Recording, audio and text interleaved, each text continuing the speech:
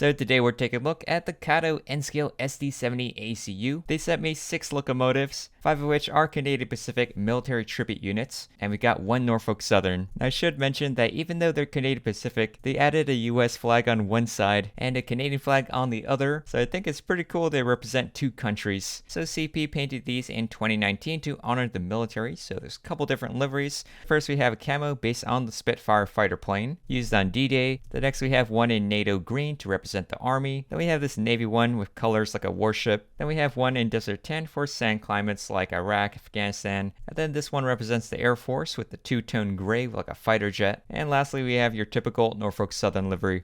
And before we get started, I'd like to thank Kato for sending me these to review. I always wondered what their locomotives would be like, but yeah, let's get started here on this one. Alright, so this is our first unit, Canadian Pacific 6644. Has this pretty cool livery based on the Royal Canadian Air Force Supermarine Spitfire fighter plane, with these green waving lines over gray, and also sports the D-Day invasion stripes for the landings in Normandy. They painted this on Allied aircraft for identification. Yeah, this is definitely the coolest livery of the whole batch. But yeah, let's get started here in the front, where we have the number boards, 6644, which I believe they do have lit up number boards. Then we have the windshield with windshield wipers, which are molded in, but it does give a nice illusion effect even though it's clear. Alright, then on top of this black hood, we have the sand filler hatches on the sides, and the corners are indented. Then in the center we have the headlights and the CP Railway logo. They do have that door on the left, grab iron ladder on the right, and more grab irons on the sides, all molded in details. Then we have the stanchions, which does have a chain in the middle, which is just solid. Then we got the 2 ditch lights and the anti-climber. Then down below we have the coupler, which is made of plastic. There also is some detail molded in for the coupler cut lever and MU receptacles. On the bottom we have a snowplow with MU hoses molded in. Then on the side we have that line for the isolated cab, which lessens vibrations for the crew. Then in the corner we have the stepwell, which is black, and the snowplow turns out to be a separate piece. Here we got the F for front, and the sills painted yellow all the way across. Got a little warning label here, and a yellow sepia ribbon saying support our troops.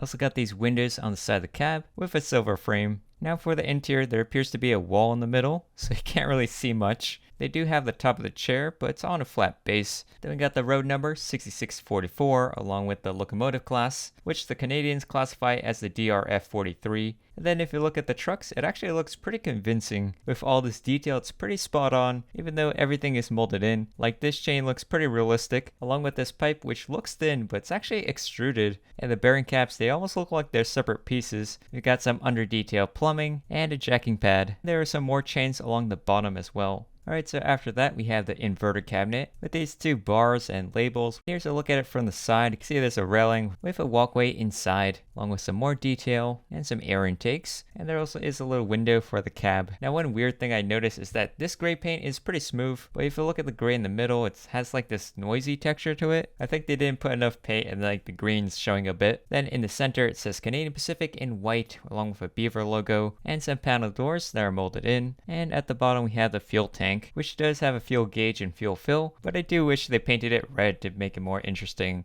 Also in the front you can see a bit of metal peeking through, but not in the back. Then next to the beaver logo we have a green handbrake, looks to be a separately applied piece. We also got the Normandy D-Day invasion stripes, which they put on the side of the radiator, and does go a little bit on top as well. There's also these yellow lines and all these stickers throughout. And then here's a look at the rear truck. And they even added these nubs to represent the lift rings. Then in the rear we have the dynamic brake section with these molded in vents. And up close you can see it's molded pretty nicely. Then we have the rear step up and a boxy sandbox above, which is one of the spotting features of the ACU. Then we have a ladder on the left with a headlight in the middle, again that ribbon, and some rear ditch lights, which is common on CP and Norfolk Southern. Also, I noticed that the rear, they have the MU hoses as separate pieces, so they actually stick out compared to the front, where it's just molded into the plow. And now for the engineer's side. In this corner under the sill there is an air dryer filter. And also notice that there's this grid on the truck frame, which I haven't seen on the other 3 truck frames, so it's pretty great that Kato added this. It's actually prototypical.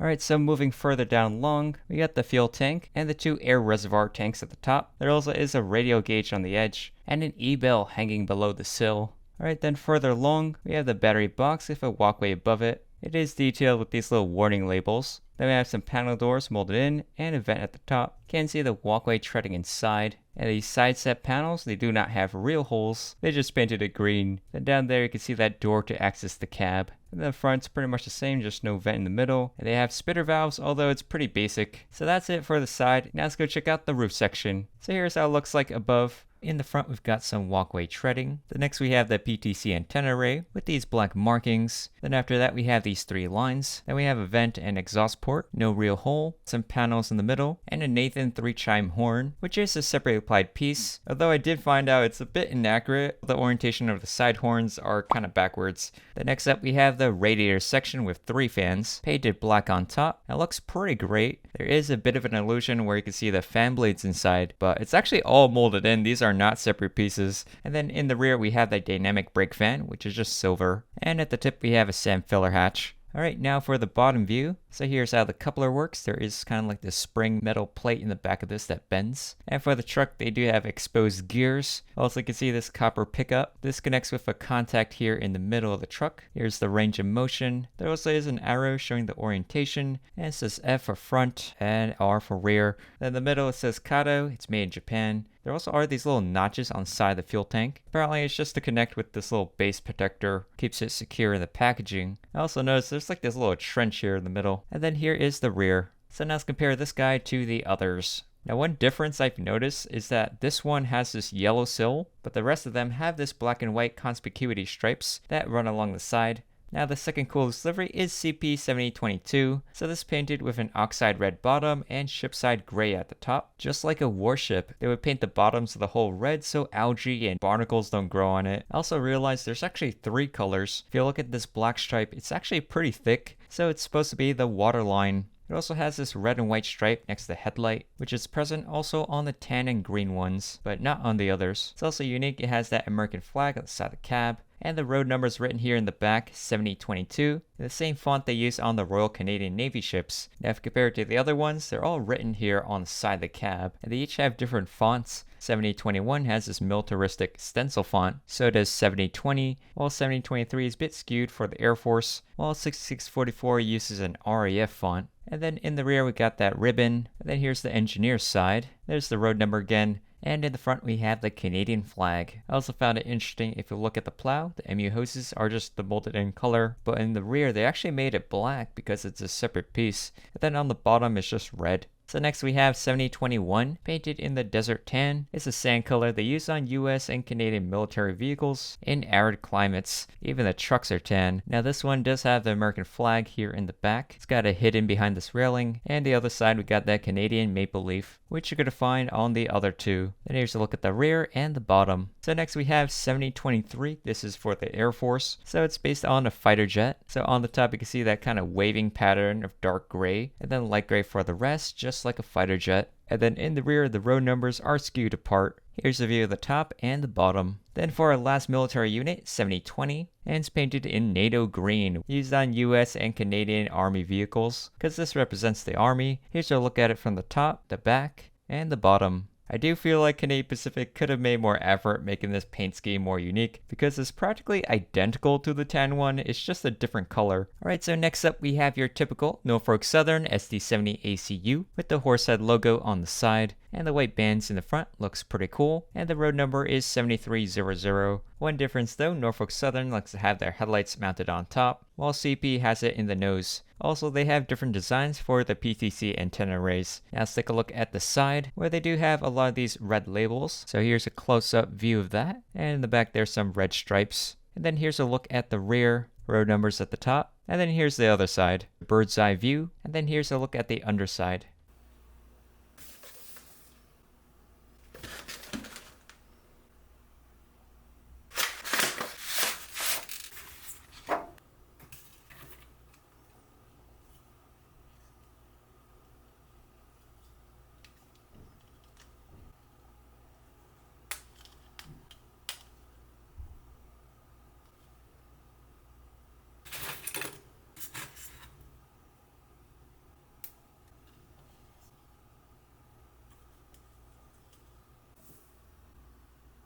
Alright, so I also got some intermodal well cars. These are the Maxi-I, which is for 40-foot shipping containers. It's in a brown livery and it's owned by BNSF. Yeah, these are very tiny, especially coming from HO scale, which I'm more accustomed to, but I did want to have something to run the trains with. I did find it interesting that these containers have magnets on the bottom, so they can just stick together even like this. So that's going to be kind of fun to mess around with. Seems there is a metal bar here in the floor, and that's where the magnets would attach to. But even besides that, the containers still have holes in the corners, and they can link up with the pins underneath, just like that. It is interesting to still see like the pegs on the side. So this set comes with 5 units, and let's get started on car A. Alright, so this is the first well car, car A. You gotta put this on the end, and let's get started here in the front, where you got a plastic knuckle coupler, which moves with the truck, although it can move a little bit on its own. There's also this walkway platform, but it's not see-through holes, they're just molded in. Stanchions on the sides, and an orange handbrake, which is connected to the air brake system. Then on the side we got the truck. It moves in the slot in the front. There also is a stirrup step, and there's some printed detail on the side. Although up close it's pretty fuzzy, but you can kind of make out what it says. Like this says Jack here. Got the BNSF car number, and some yellow FRA safety stripes. And some details along the bottom, and a ladder on the end, where they got that 3 points of contact safety triangle. And here's the side that connects to the other bogie. If you look on top, it also has this platform, and these white caps to help guide the containers inside. There also are these pins to link up with the other bogie. On the side, some more printing, and then further down long, they added a Gunderson logo. Now, if you remove the shipping containers, here's the inside, where I was surprised there's these circle holes for some kind of corrugation. And it's also a different material made of plastic, really shiny, and that's a separate piece from the walls, which are made of metal actually. So it is a composite. And then we have this lattice structure inside the well. You see the supports do have a bit of detail molded in, and the corners have holes for the pins. There's a look at the front. And to put in the container, it just slides in just like that. Very easy. Alright, and then here's a look at the bottom. Here we got that bogie, and the other end has a letter A marking. Alright, now for the middle cars, EDC. Now they're pretty much the same, but the D car, it does have that BNSF swoosh logo on the side, which is not present on the others. Also, it has a truck on both ends, while this only has it on one side. The D car does have this extra air reservoir tank on the end. And then for the other side, looks the same, just some additional writing on the D car on the end. Here's a view of it from the inside, and then here's the bottom. Interesting that this car also has that A on the end, and then B on this end. While on the D car, they're both B's. And then for our last car, car B, and it turns out it's exactly the same as the A car. There literally is no difference besides the letters. And now for the shipping containers, these are 40 footers and look pretty cool. You get a whole pack of 10 of them, all the same exact one, says China shipping. These are pretty well made, lots of corrugation in a vibrant teal color, nice printing, and then on the end, there's a China shipping label in the corner, the door latches molded in, and some printing with the container number and all this information. Now you might be wondering if all the containers have different numbers, but no, it turns out the numbers are exactly the same. And then on the side says China shipping, and in Chinese it says China Shipping Group, but nowadays it's actually merged with Costco Shipping. Then the other side there's some more printing. Then on the end we have the container number, and then here's the other side, same thing, and here's the top. And the bottom where they have the slot at the end, that's where they were attached to trucks. And then there's a circle sprue point. And of course we got the magnets which stick to metal. It helps keep it in place. And then it also says Kato made in Japan.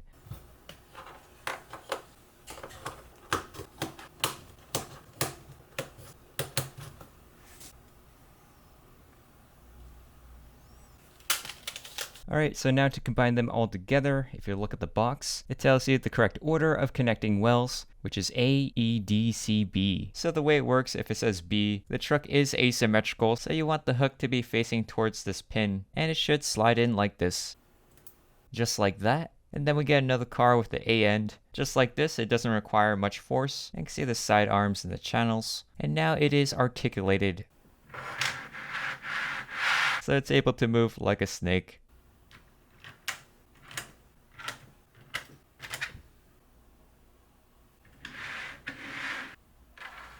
So here it is with a locomotive, and yeah, this looks really cool. Alright, so I brought my HO scale Athearn Genesis SD70ACU, which is actually my largest diesel locomotive, and N scale just makes it look really tiny in comparison, being roughly half the size of HO. And behind it I have the Kato HO scale well car, the Maxi-4s, in the same BNSF brown livery. Compared to N scale, the Maxi-1 is a lot smaller. It takes 2.5 of it to equal 1 HO, but I should mention that these are different prototypes. The HO one is for 53-foot containers, while the N scale is for 40 foot. So the long car only has 3 units and the short one has 5. But since they're both Maxis, they have kind of a similar layout, at least for the brake wheel and the walkways. We can see that floor lattice is completely different design. One thing I noticed on the HO model, if you go on the end on top of the truck, it's actually smooth, and these pegs just slide on top of it, doesn't really connect. But on the N scale model, they made channels for it, so these actually serve a functional purpose.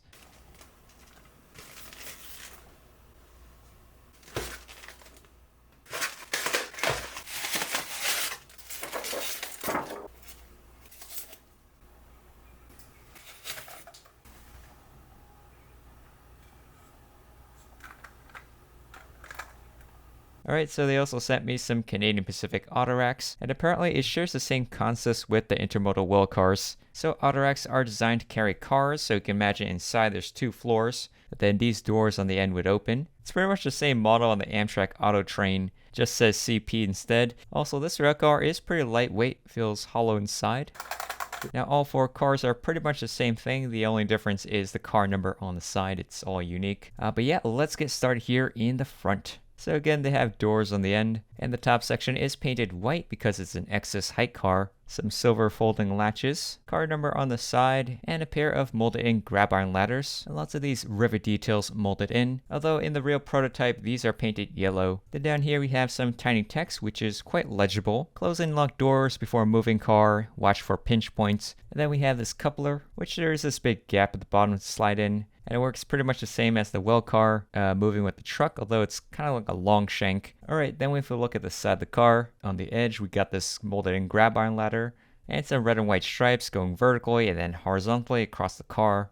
Then we got some labels down here, this car excess height, and some more ready at the bottom. And then we have the truck, which is interesting. There's like this copper metal piece inside of it. Then we got these dots going throughout the car. They're supposed to be little holes. And when I first saw it, I didn't know if it was a real hole or they're just printed on, but it looks really convincing, even up close. And this is one of the big details that is different from the Amtrak Autorack, which is all flush. Then we have the car number, and exceeds plate F. Then further along we have some writing here. It's all pretty legible, little air tank at the bottom. Further along we have some more details. Restricted loading only, train line hose, the weight, random bump here, and they even have an AI identification tag. Alright, now here's a look at the other end. It's pretty much the same. And for the other side, it's nearly identical, but if you look at this corner, this side does have the handbrake, which is molded in. And then for the top section, there's this nice silver corrugation going across the entire car. It's pretty uniform, just in the corners there is this little indent. And then in the middle there is a sprue point.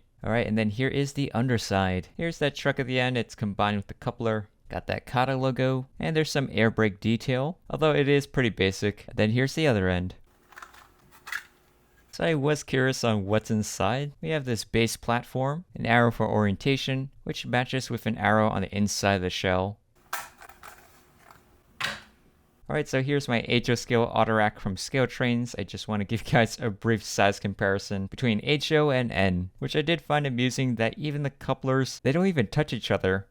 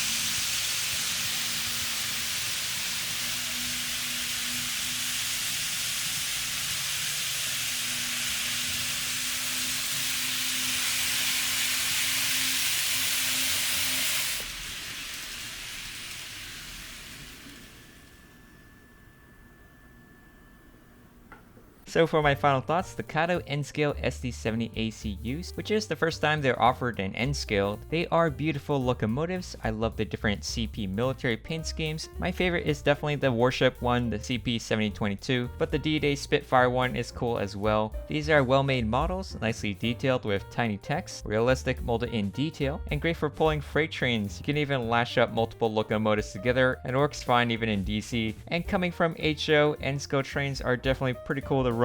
You can have these massively long trains in a small area going through curves. It felt like I was rail fanning at Cajon Pass or something. I also did figure out the proper way to open these jewel boxes is to squeeze and rock the sides rather than trying to pry them on the ends. Now for the cons, I would say that 6644's gray paint, it's a bit noisy in the center rather than smooth like how they did on the outer walls, and the horns are a bit off from the prototype. Also, the CP should have a deck mounted MU receptacle, but otherwise it's a solid locomotive. Now for the Maxi-I Intermodal well cars, I was excited to check these out. They have nice metal side frames just like the HO one, and they come with these teal China shipping containers which are decently detailed, and I find the feature with the magnets to be innovative. It helps keep it together. Ideally though, you would want more variety of containers to make it more interesting than all the same, although I do admit the color combo with the bright teal and the dark brown really complement each other. Definitely would recommend this if you want an N-Scale intermodal train. And finally, for the CP Autoracks, to be honest, I didn't even know CP owned this type. It really does look like they put real holes on the sides, but it's just paint. The molding is pretty good with tiny text along the bottom, a nice shiny metallic finish. I think one thing though, they should have painted the grab irons yellow, because that's the first thing I noticed when I looked at the real ones. But overall, pretty nice. But yeah, thanks again to Kato for sending me these to review, and I finally got the chance to run a modern N-Scale freight train. So I hope you guys enjoyed the video. If you do, hit the like button, leave a comment with your thoughts, subscribe for more, and I'll see you guys in the next one. Bye.